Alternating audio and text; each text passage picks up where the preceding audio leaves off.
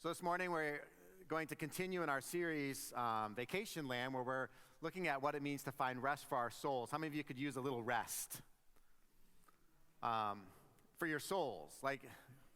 And I get that a lot of times when we think of rest, we're thinking about the rest that our bodies need, right? That physically, oftentimes we feel ourselves just desperately in need of rest. But like we have been talking about these first couple of weeks, our bodies are a part of who we are, right? They are a pretty important component of the whole makeup of what is you and what is me, right? And so rest, while oftentimes is credited to the realm of the physical, we know that it's this whole thing, it's this whole person that I am that needs rest. The invitation that Jesus makes that I want to again present to you this morning from Matthew chapter 11, verses 28 and 29 is this. Jesus says, "Come to me, all," everybody say all. You know who all is?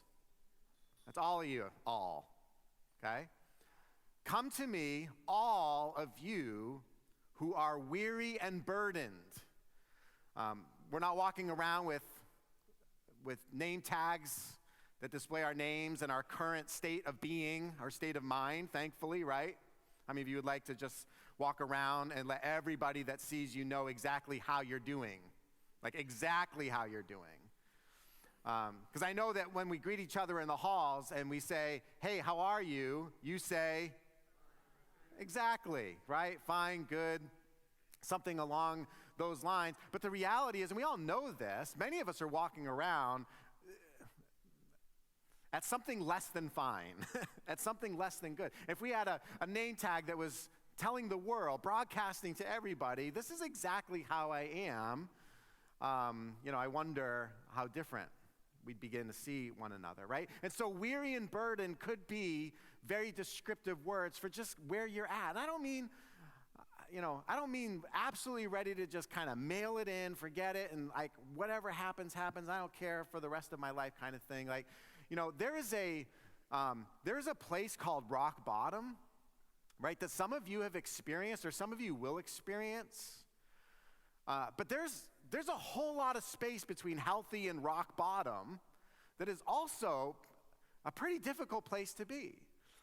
And so I just want for us to recognize that along the spectrum of healthy, soulful living, we recognize that many of us are walking around in a state of being that is less than fine, good, awesome, whatever you want to call it. So Jesus says to us, "Come to me, all you who are weary and burdened, and I will give you rest." Right? That rest that you are craving, that rest that your whole being is just yearning for.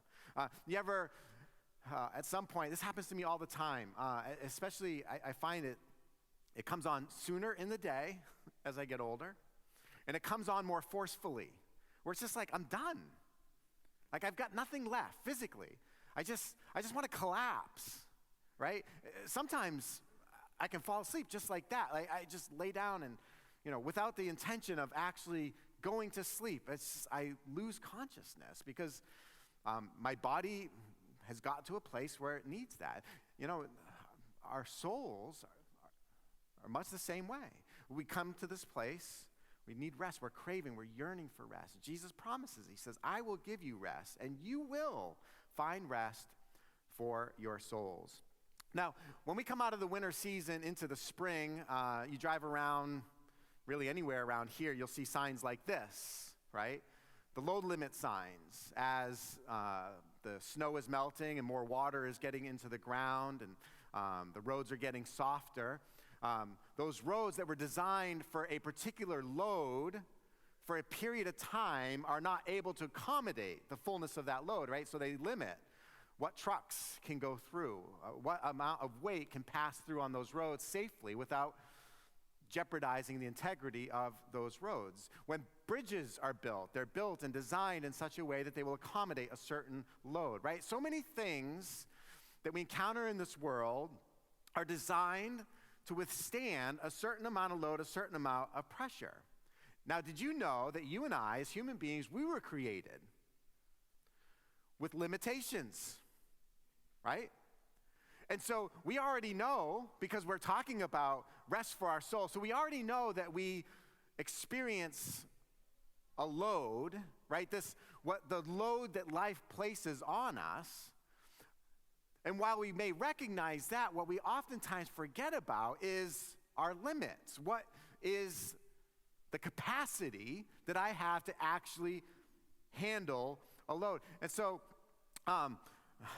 this load, like in the anchor verse here that we just looked at, Jesus describes this as a burden, right? And this burden, this thing that we're carrying around with us. And we know that none of us is excluded from carrying around such a burden, right? We're all walking around with our stuff. We all have our baggage. We all have our challenges, our difficulties and obstacles, right? And they may vary from person to person, and they may vary in intensity from time to time, even in our own lives. But the reality is we have something.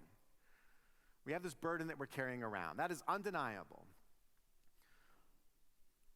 But Jesus here, he describes a condition, like a state of being where the load that we are carrying has exceeded the limit, and that might be described as weariness, right? Come to me, all you who are burdened and weary. Weary from the burden. That is, a load is certainly going to take its toll on us, but we were built and designed to accommodate a load. If I had a pickup truck, that truck would be designed to carry a certain amount of weight. And so I could be completely free to put into the bed of that truck something up to the amount of weight that it was designed to carry. No problem. Right? And you and I were the same way. We weren't designed to be incapable of carrying a load. No, we are perfectly capable of carrying a load. It's just that there's a limit to the amount of load we can actually carry. And when we exceed that limit, we enter into the state of weariness. A lot of times that's manifest or kind of comes out in forms of anxiety. If you're walking around with a lot of anxiety in your life, there's a good chance that it's because your load has exceeded your limit. How many of you are feeling stressed for some reason or another? Where is that stress coming from, right? Like if I have a truck that's designed to hold a ton of weight and I put a half ton in there, I mean, I may be reducing the truck's efficiency as opposed to when it has no load, but it's perfectly fine accommodating that half ton, right? The stress that truck is being asked to carry, it's fine. And I can handle a certain amount of stress, but when we get stress overload, when that load becomes more than what our limits can accommodate, right, then we start manifesting that. We might start feeling hopeless. Getting into the state is just like, this hopeless. Where's that hopelessness come from? You ever break down before? Just kind of lost it, right? So we have loads and we have limits. And the enemy that I want to talk about today, that imposes and causes this disparity between what we have and what we can handle, is the problem of progress. It's the problem of progress. We all are familiar with the idea of progress. That is to make things better than they already are, right? To progress. Or to make more possible than what is currently possible, right? Those are ways in which we would see progress being demonstrated. But progress is interesting because progress necessarily has to test the limits of what is currently there. When it comes to progress, progress demands that we expand our limits so that we can expand our load. The idea is that the more capacity you and I have, the more we can handle. And who doesn't stand up and applaud the person who appears to be able to handle a big load, right? A whole lot of stuff, a lot of balls juggling in the air, a lot of things that they are responsible for. As human beings, so oftentimes we're asked to expand our limits so that we can take on more of the burden. The more load is the measurement. How much can you handle before you break? So progress must test our limits. But progress always asks us to do more, and often does that with less in mind. How can I do more with fewer resources? Isn't that why we are so oftentimes like scrambling to make it happen, right? Trying to put enough together to get what we want, right? Because to us, that's the idea of progress. But progress always just keeps demanding more and more and more, and generally with less. You think about when the computer processor was first invented. So this processor is made and it does computing, it does computations. But the question for the engineers and for the scientists, for those vested in the advancement or the progress of developing these microchips was, well, how can I get more data faster to be processed by this chip? Right? It used to be that in order to do any significant kind of computing, you had practically warehouses of equipment, right? To do what today we can simply do on something like a device that we carry around in our pockets, right? Because that was the quest. How can I do more with less? How can I process more data faster? And by the way, while using a smaller chip. And so the microprocessors have gotten smaller and smaller and smaller and more efficient, and they have come to accommodate a greater and greater load. That's progress, and we're glad for progress when it comes to so many different things. But what we have to realize is that while we think that progress equals better, right, because that's how we think about progress. Progress is equivalent to better. Right? If my phone is faster than the phone I had previously, it's a better phone. If my computer boots up more quickly than the computer I used to have, well, it's a better computer. Right? If I can do this faster, if I can do this more efficiently, if I can do this with less resources, with less time, with less money, well, then that is equivalent to better. The idea of better is baked right into the name of progress. Right? It's progress. But the problem is progress, it makes promises that it can't keep.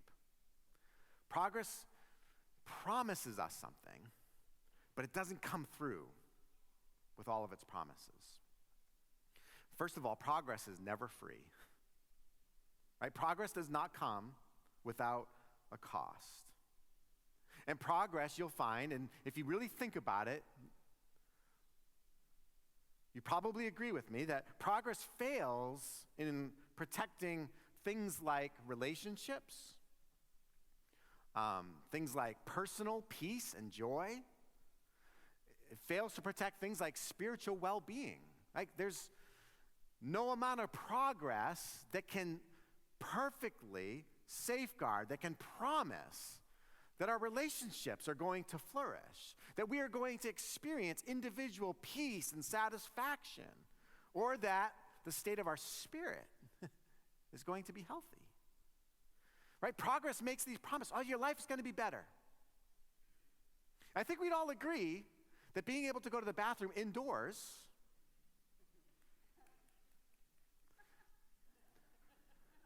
is progress, a good progress, right? And so it's not that progress is inherently bad, it's just the demands of progress so oftentimes actually infringe on other things that are far more valuable. Ask yourself this question. Does the pace at which life is going, the pace that is demanding for you and me to keep up with it, is it helping or hurting your relationships? Is this world that is moving faster and more efficiently and asking us to run, go, go, is it helping or is it hurting your relationships? let's say you are a much better person than I am, and you don't fall into the trap of selling your soul to progress. Well, what about on the other end of those relationships? You're a parent of grown children, and those children have sold their souls to the God of progress. And because of that, they have less time for you, right? So it kind of, it's the way in which we live, but it's also the way in which other people around us live, right? So the general question is the pace at which life is going, the pace at which the world is turning, is it helping or is it hurting? In the long run, is it helping or hurting relationships? Is it helping or hurting your personal quest for peace in your life and for joy? Here's what the Bible advises us in one place when it comes to progress. Proverbs chapter 23, verses 4 and 5. Don't wear yourself out to get rich. Because you know better, stop. As soon as your eyes fly to it, it disappears, for it makes wings for itself and flies like an eagle to the sky. What a great proverb. Don't wear yourself out to get rich. How many a person has worked themselves to amass a certain level of wealth or material goods or status or career trajectory, but they have worn themselves out to get there and to do it? The proverb here says, don't do that. Don't wear yourself out to get rich. And then it tells us, you know better. Like, nothing that we're even talking about is a surprise to any of us, right? This is all low-hanging fruit when it comes to like understanding the way life works, the way the world works. But it doesn't preclude us from having to be reminded from time to time. Don't wear yourself out to get rich. And then the proverb goes on, he says, as soon as your eyes fly to it, I love it, just like it. What is it? Well, it is it. And that it might be something for one of you and a completely different thing for another one of you. But I'll bet we're all here today with certain it's in our lives. That is this thing that we are going after, this thing that we're chasing, this thing that we're trying to get our hands around, right? The proverb here says, as soon as your eyes fly to it, it disappears. How many of you ever just like you felt like you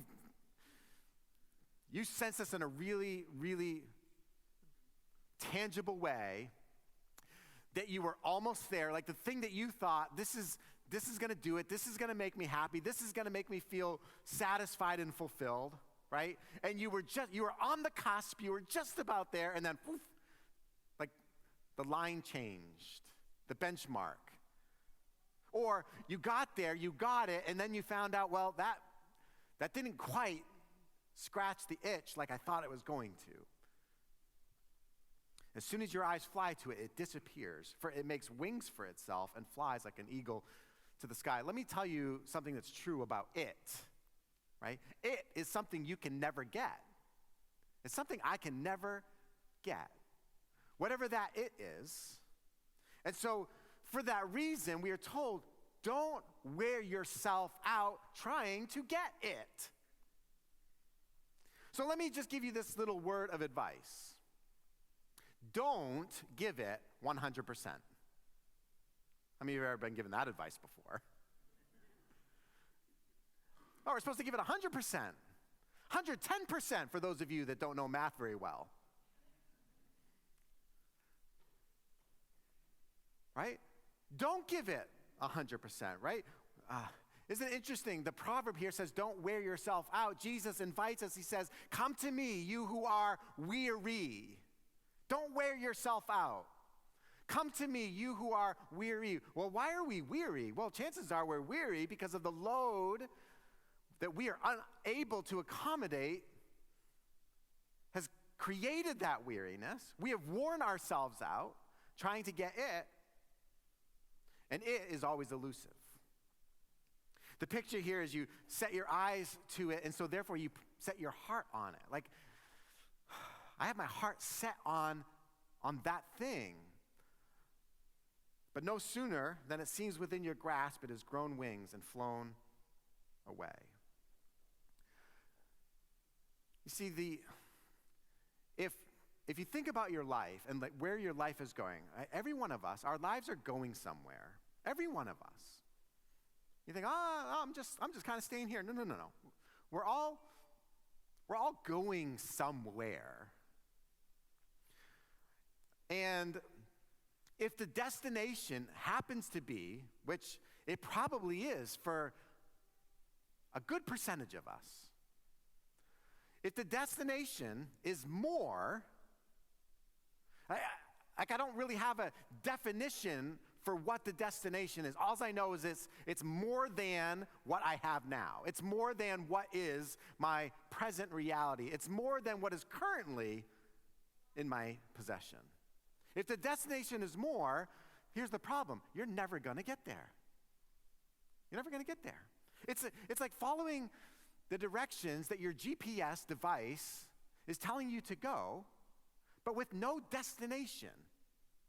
You just keep on driving, right? And you look and you say, how much longer before I get there? And the value is indeterminate because there's no real end to more. And isn't it interesting how much we give ourselves to this quest for more? This reality that enough just isn't enough. Now, God, who is unlimited, right? So God is this infinite and eternal being without limits. He's the only such being in existence. And God, who has no limits, he set the example of enough for us, right? When you read the creation account, when God created the heavens and the earth, right? God, over a series of stages, creates and orders his creation, and then the concluding matter is God rested from his work. God who did not need to rest, God who is limitless in his capacity to create, in his ability to do more, the Bible tells us he rested. He ceased. He stopped. He said, that's it. That's enough. And so he sets the example of enough. And then we, who are limited, we now need to recognize better our limits so that we can accommodate a more proper load.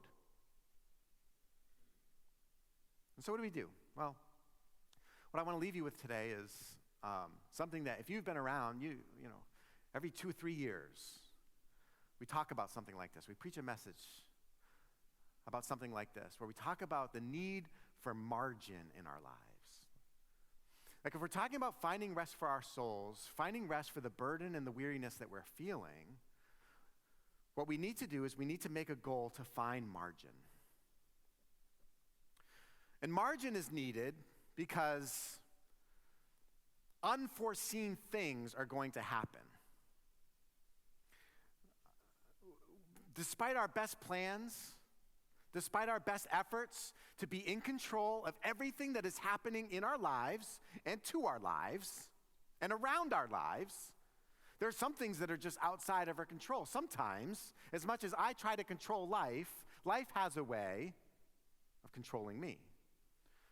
And so the reality is that while I have determined in my heart that this is what I'm going to do, there are factors outside of my control that will affect whether or not I can actually accommodate what is being thrown at me. In other words, when you commit yourself to things like, a certain job with the job duties and the expectations, right? So, this job says, all right, you're going to work such and such hours during the week. Here's when those hours are going to be worked. Okay, so that's a load, right? Those responsibilities amount to a certain load, right? And then you say, well, I'm going to buy a house, right? Because you need a place to live. And so you buy a house, and you finance that house. And you're able to finance the house because of that job you took, right? But now that house becomes a load, right? Because there are financial requirements that go with keeping the house. If you don't pay for the house, they just take it away from you, right? So you've got to pay for the house. But you also have to take care of the house. And there's certain expenses that go into that. And so it represents another load, okay? And then you decide to have children, some of you. Those children are a real load. I've got one of them here today. Right? So on and on it goes. More and more responsibilities we take on, we have these loads. And what we do is we tend, because of our desire for progress, our desire for more, is we just keep on taking on that load. And we can get to the place where we're at basically 100%, right? That's what we do. When we talk about ourselves being overcommitted, usually we're not overcommitted, we're like committed right to the point where, all right, here's everything I can do.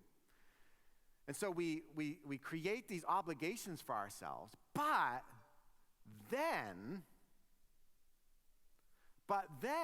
life happens, right? So my house was designed to, within the circuitry of the house, to accommodate loads in given outlets, right? And so we have all these outlets in our house, and those outlets are allotted to certain circuit lines, and they can accommodate what they're designed to accommodate. And so here we put stress on those lines, and all is fine. But then Renee plugs in the vacuum cleaner, and now all of a sudden we're heading down to the basement to reset the circuit breaker, right? Like you've had that happen, right? Because while the line was there to accommodate like the load, like we have all this stuff plugged in that it always works, it's always fine because it's within the limits, but maybe it's right near the limit, and then you add that one more thing, that's when the problem happens. And this is why we need margin. This is why we can't give it 100%. Because if we give it 100%, what is going to happen is we're going to get to the place where we're expected to do 110 or 120%, and we can't do that. Margin is the space between your limit and your load. That's the space. How do you explain when somebody suddenly snaps? When somebody suddenly just loses it? Chances are there's nothing sudden about that, right? It's more like, well, they were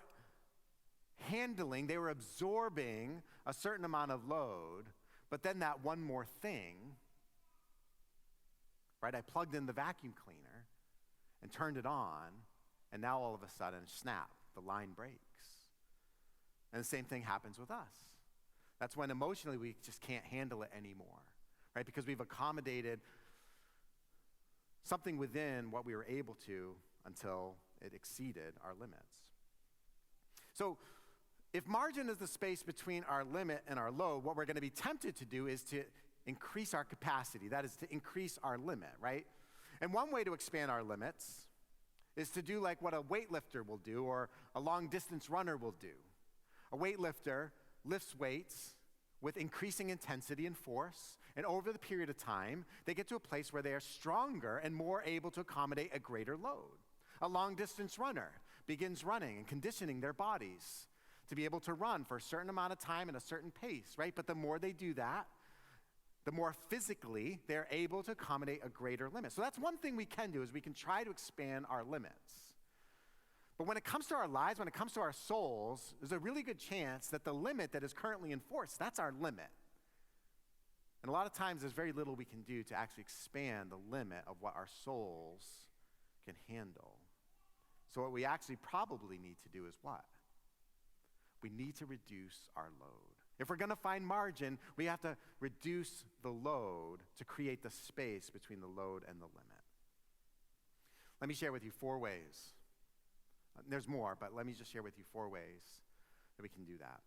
It's very interesting. Like, it's almost as if God knew this about us when God created us. It's almost as if God knew that these human beings that he was going to have running around all over this world, that they were going to have built-in limitations. And so he, in his wisdom, actually created systematic ways for us to live within our limits. The first one is going to be your favorite one. The first one is tithing. Tithing is going to sound like the last thing that's going to help you with margin. Tithing reminds me that my money isn't all mine. Don't raise your hands, but how many of you think your money is all yours? Right? Why? I mean, you earned it. You went to work for it. I didn't. Like, I have no rights to your money, nor does anyone else. You went and you got it. You earned it. Tithing reminds me that my money isn't all mine. In fact, if you're a follower of Jesus here today, you have come to discover, hopefully, that when it comes to your money, it isn't yours at all. None of it. Like, it all belongs to God. So what does this have to do with margin? Well, when it comes to our finances, what we do is we aim to live within our means. That is, to not spend more than we earn, while in reality, many of us spend far more than we earn, right? That's why we're in debt. That's why we owe other people money. If you have a debt obligation, it's because you spent more money than you had available to you, so you went and borrowed it. Right? Now you have that obligation added to the load of your life.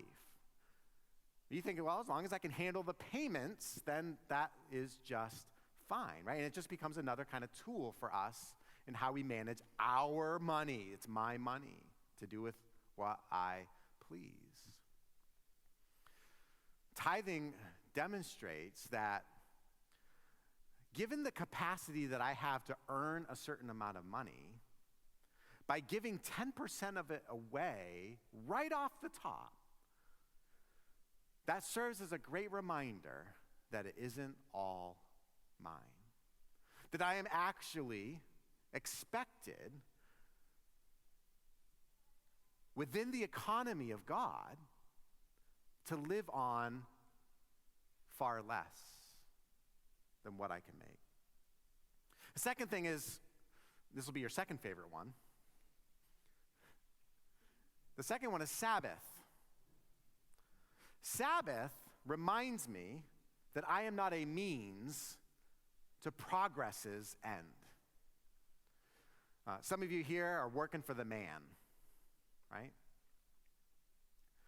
And the man demands from you. And we know that's kind of shorthand for like the jobs that we often go to. But the reality is we have all kinds of responsibilities hovering around us, affecting and controlling our lives. And a lot of times we do more to get more, right? Because more is this thing that we can never quite get to, but we're going to still give it a really good try. But what Sabbath does is Sabbath reminds me I'm not a means to that end. Like when it comes to the economy of this world that demands more and more, faster and faster, there's never enough, can never be satisfied. Sabbath gives us an opportunity to cease from our labor, to say, what I have is enough. What I have done is enough, and I don't need to do anything more. And Sabbath was intended to be an experience that you and I have one day out of the 7. This is even worse than tithing if you do the math. Right? Tithing is just 10%. I only got 7 days. How many of you know a lot of times when it comes to like time and money, time is oftentimes the more precious commodity. Who of you could use some more time? Right? Who of you are trying to feel like you're getting all that life has to offer you, but jamming more and more into the limited amount of time that you have? See, Sabbath, what Sabbath does is Sabbath says, that's enough. That's enough. And those of you who know me, like that's an incredible struggle for me. And I imagine it's an incredible struggle for many of you. Are we going to actually take a day of the week and cease from producing? We think, well, I don't go to church on Sunday, so I did it. I kept the Sabbath. But chances are we're doing other things. We're running around, hustling about to do more for, one way or another, to do more for me, to get more for me. And so I need Sabbath. I need rest. That's all I'm going to say about that. Because believe it or not, we're going to dedicate a whole sermon to Sabbath. So you'll be excited for that. All right. Number 3, the church reminds me there's something bigger than myself. Some of you know I am going to be very, very unapologetic from this day going forward about the role the body of Christ plays or is intended to play in our hearts and lives. Like, let's rewind the clock here over the last few years. We all know that 2019 going into 2020, everything changed, right? And for so many people, especially those who had what might be kind of a very nominal form of Christianity, of following Christ, so many of them just, when the epidemic began and the world shut down, people just stopped being a part of a spiritual community. And I just want to tell all of you who are here this morning that what you and I need, what our souls so desperately need, is we need that spiritual community. That your faith does not grow in isolation and apart from the body of Christ. You're like a branch that's been severed from the vine, and what do? You die. You go through this process of dying. If I cut a branch off of a living plant or a living tree right now, it's going to be alive for a bit, but very quickly it's going to die off. And that's you and me. Without the body of Christ, without being a part of the church, we don't need less of a spiritual community in our hearts and lives. We need more. And the church reminds me that there's something bigger than myself. I live in a world, you live in a world where it's all about me, it's all about you. It's all about what you get, it's all about your desires, your hopes, your dreams, your ambitions, right? And just so long as you pursue all of those things without hurting anybody along the way, then you're a good person, right? But it's all about you. The whole universe just kind of revolves around you. It revolves around me. And I need to get out of that mindset that there's something so much bigger than I am, that God is calling me to be a part of, like a true, integral, working part of that thing. So I'm going to ask you to consider and to think about, what does it mean for me to connect with and engage in the church, the body of Jesus? And then finally, worship. If we're going to find rest for our souls, we need to discover afresh and anew the importance of worship in our lives. Worship reminds me to whom I belong. Who do I belong to? The object of my worship, the object of my praise. When we sing songs here on Sunday morning, right? We're all standing here.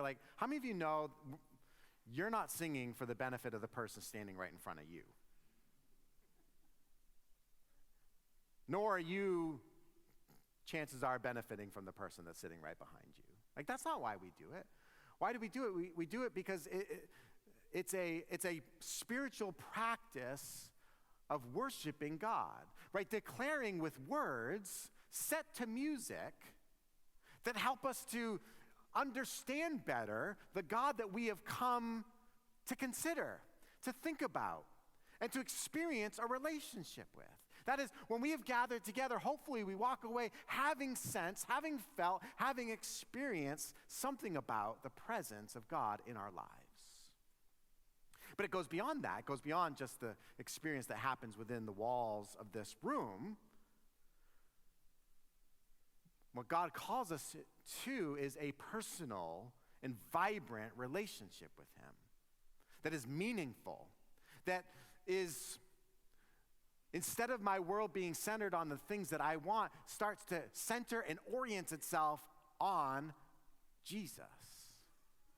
And that's why Jesus says, "Come to me, you who are weary and burdened." Come to me. You know, Jesus, the great master and Lord that he is, he doesn't say, do this or do that for me, like so many of the other relationships and responsibilities that we have in relationships in this world. He doesn't say, do this or that for me, or make sure that you make this many, or make sure you get all A's and B's, right? There's no level of productivity that he is expecting us to measure up to. He just simply makes the invitation, come to me. Come to me. And so I want to invite you in a way, or for how that is meaningful to you in your life right now, to come to Jesus. To come to Jesus. To start living within the margin, the space between your limit and your load, to find rest for your souls because you have made the intentional decisions not to allow yourself to be overwhelmed with what life offers you. And I close with this verse. Paul puts it in this way in the book of Colossians, chapter 3, verse 2. Paul says he says this to the church. He says, set your minds on things above, not on earthly things. A lot of times our minds are set on earthly things, the things all around us, the things that satisfy our senses, right? The next meal to eat, the next show to watch, the next big thing to be a part of, right? Because we are sensate beings and we love to have our senses titillated. But if that's all we are, just these people that kind of go from one sensory experience to another, constantly being entertained, constantly being fed, constantly having all of our senses gratified, we will completely miss out on the fulfillment that Jesus offers us. Set your mind on things above, not on earthly things. Again, a reminder, come to me. You who have looked and searched and grasped for what this temporal world offers you, and you haven't found it, you haven't discovered it, you haven't gotten to that destination that you felt like you were getting to, come to me.